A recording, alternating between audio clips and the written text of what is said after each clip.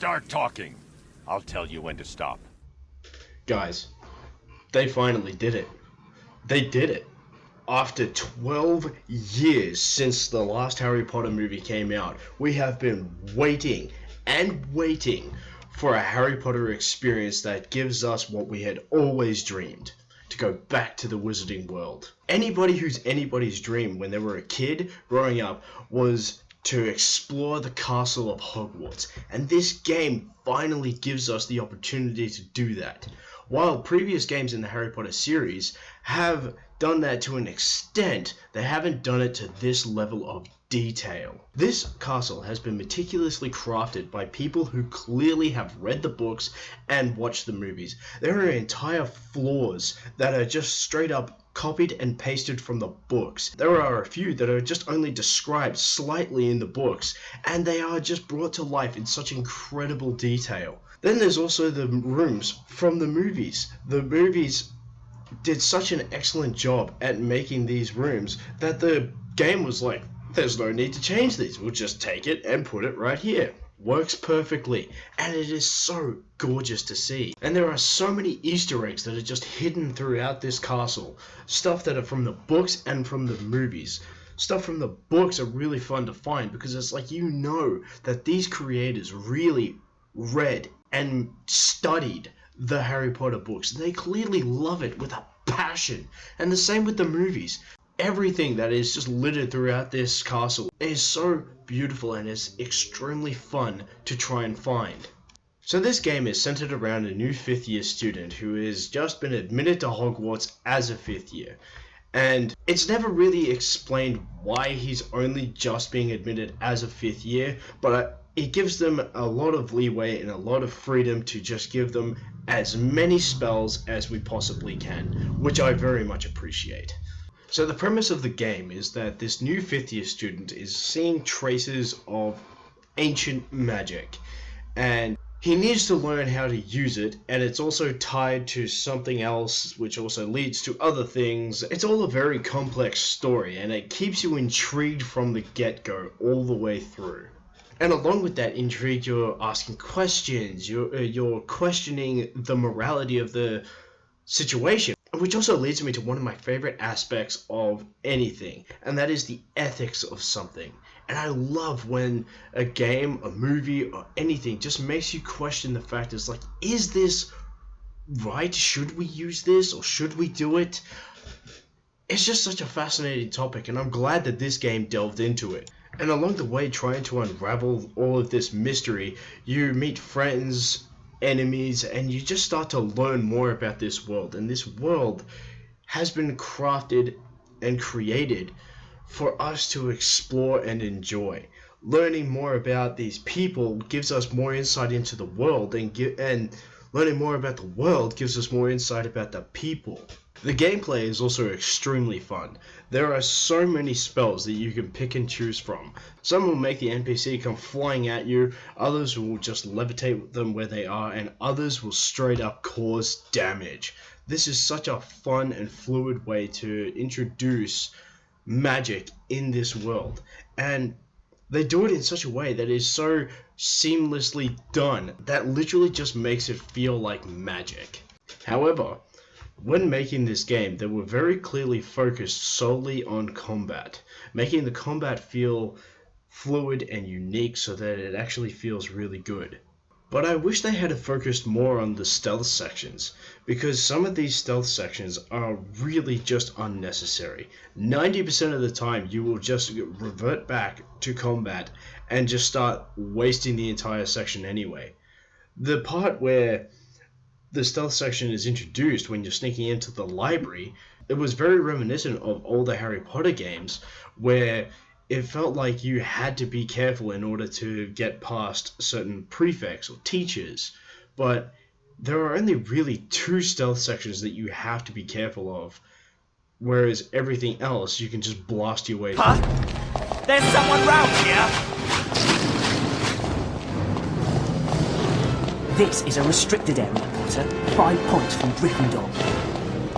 Speaking of gameplay, as soon as you start unlocking the unforgivable curses, any and all fears of death been completely eradicated. These spells are so overpowered and so broken that once you learn them, you will never need any other spells.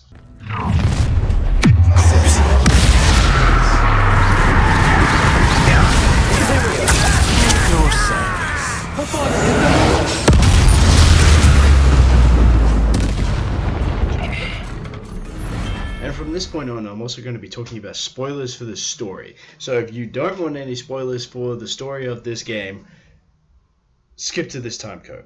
I think for a story set in this universe, this story is a very welcome addition. It's a story that very clearly respects the lore of Harry Potter, but just wants to add something to it. This whole idea of ancient magic is a fascinating idea. While I don't think they fully explain what the difference between ancient magic and just ordinary magic is, I do think they do a really good job at making it feel unique.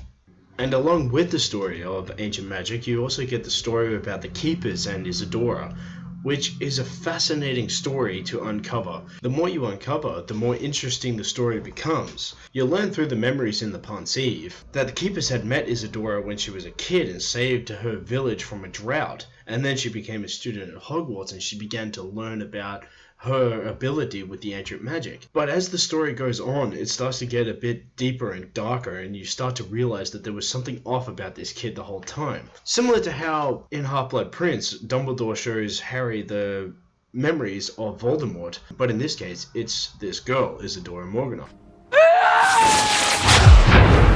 Even characters like Sebastian start getting in on the action, and they start making you question whether or not you should be using it the way that Isadora was using it, trying to relieve people of their pain.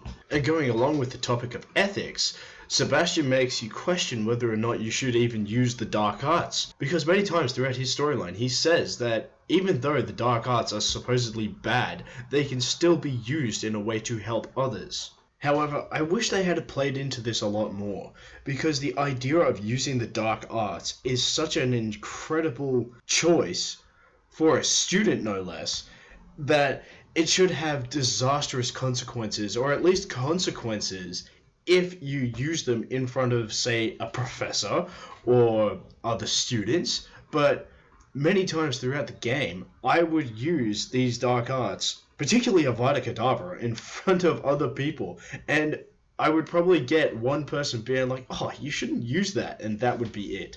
It would be so cool if they had a morality system in this game, similar to like The Witcher or Red Dead Redemption, where the more bad you do, the less people think of you. And that would have played so well into the topic of morality and ethics, because then you are a morally ambiguous character using these particularly disastrous spells for supposedly good reasons.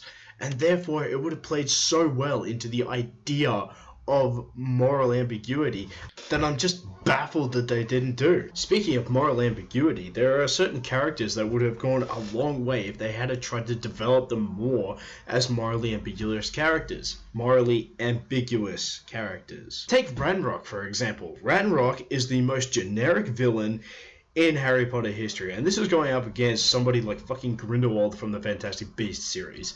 You just take one look at this guy and you're like, that's an evil guy. He has such generic villain lines, and he has such generic villain motivations that they're just so boring.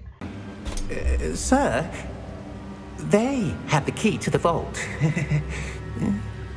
Choose your next words wisely. Stings, doesn't it? You are a traitor to our kind! That all you got? The idea of Goblins Uprising is such an interesting one that they just fumble completely in this game. The goblins in the books are described as extremely powerful creatures. They're very protective of the stuff that they make, because they believe that the person who made it is the person who owns it. And they have a very big distrust of wizards, because wizards just look down on them. No pun intended.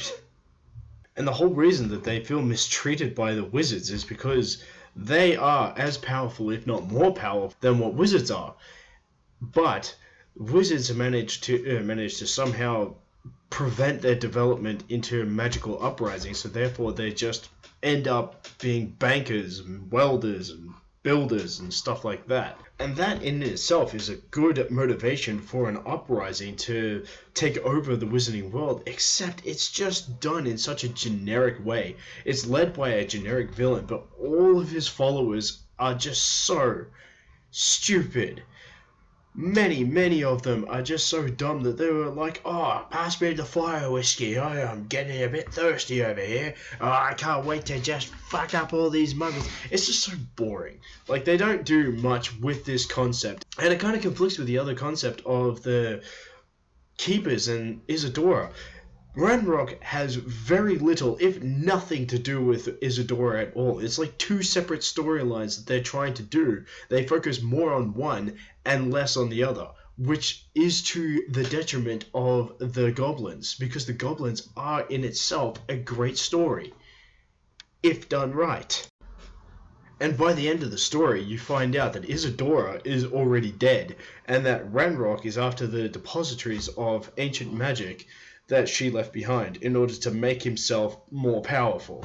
Which, I don't know, that was just underwhelming as hell. I didn't really enjoy that section of the story because I was more invested in the Isadora storyline than I was in the Ranrock storyline, and even the Isadora storyline kind of comes to an underwhelming halt.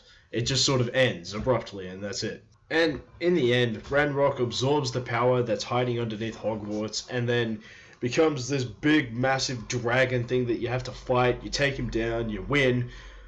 It's all very epic in scale, but it's all very boring in concept because Ranrock, again, comes across as the most generic guy because in this fight, he just absorbs the power, becomes this big, massive dragon thing, and then you have to fight him and take him down.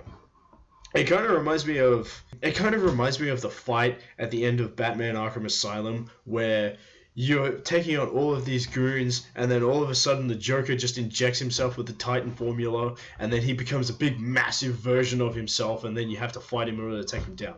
At least this is done a little better because at least you get to fight him, whereas in Arkham Asylum you just don't. But all in all, I think it is a really fun game. The ending kind of fumbles a little bit, but in the grand scope of things, the game itself is still extremely fun. You get to explore Hogwarts, you get to play with some magic spells, you get to kill a bunch of people, and you get to be the most vile and evil student that you could possibly be. Who else wouldn't want that?